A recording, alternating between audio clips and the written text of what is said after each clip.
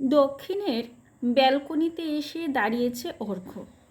হাতে গিটার টুংটাং করছে বটে, তবে সুরেই পাচ্ছে। তারাই ভরা সন্ধ্যায় আকাশটা যেন আজ ঝিকমিক করছে। আজ পূর্ণিমার চাঁদটা সম্পূর্ণ গল হতে আরও 2 দিন বাকি। দোল পূর্ণিমার চাঁদ পলাশের রং মাখতে পুরুলিয়ায় যাবার ইচ্ছে সেই কবে থেকেই মনে পুষে রেখেছিল অর্ঘ্য। সেই ইচ্ছেটাই এতদিন পর এবার পূরণ হতে চলেছে। আজ রাতেই পুরুলিয়া যাওয়ার ট্রেন।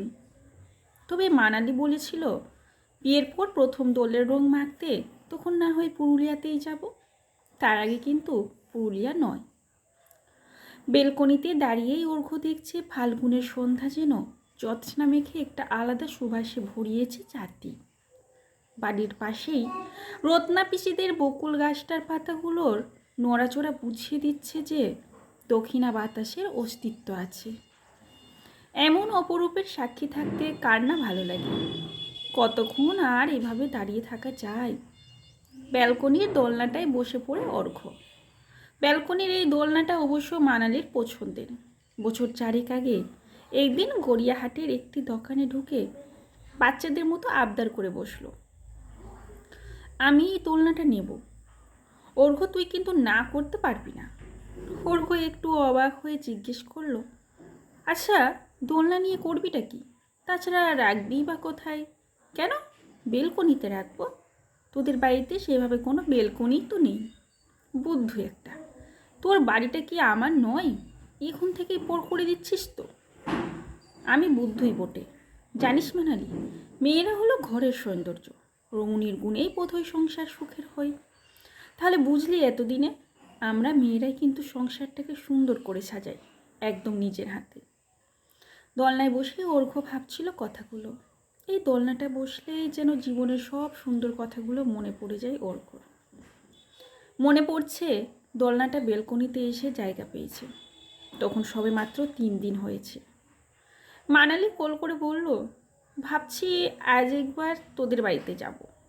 আমার শখের দোলনাটা কোথায়, কিভাবে রেখেছিস সেটা আমাকে দেখতে হবে না? অর্ঘ্য শুনে হাসতে হাসতে বলেছিল, দোলনা নাকি আমাকে দেখার জন্য আসছিস? ফাজলামি করিস না তো, তোকে দেখতে যেতে আমার বয়েই গেছে। তাছাড়া তোকেই বা বলছি কেন, আমার মনে হয়েছে তাই আমি যাব। বর্ষার প্রথম কদম ফুলের গন্ধ, বাইরে ঝিরিঝিরি বৃষ্টি।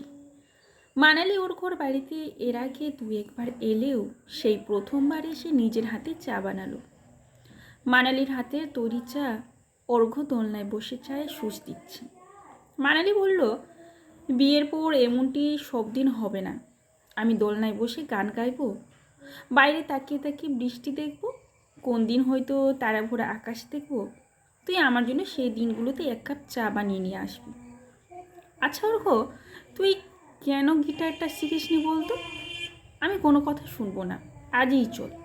আমার পরিচিত এক কাকুর মিউজিক ইনস্ট্রুমেন্টের দোকান।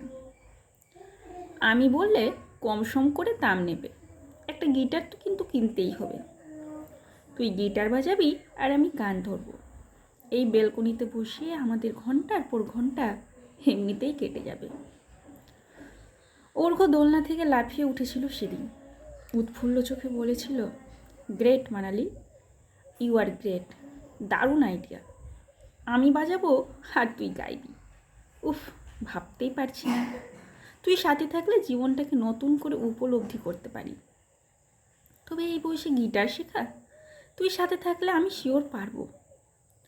অর্ঘ্যর এমন কোথায় প্রমাণ করে দেয় এই বয়সটা সবসময় ম্যাটার করে না, দরকার আগ্রহের। আর শেখার জন্য দরকার নিজের জেদ। ততদিনে 2 বছর পেরিয়ে গেছে। অর্ঘ্য গিটার শিখছে, বেশ ভালোই বাজায়। মানালি একদিন বলল, আমাদের পাড়াতে রবীন্দ্র নজরুল সন্ধ্যার অনুষ্ঠান আছে, তোকে বাজাতে হবে। আমি? তাও স্টেজে? না না, আমি পারবো না। এত অডিয়েন্সের সামনে নিজেকে হাস্যকর করে তোলা ছাড়া এটা আর কিছুই নয়। না, আমি তো কোনো কথাই শুনবো না। তাছাড়া আমি কথা দিয়েছি ওদের, আমার তো একটা মান সম্মান আছে।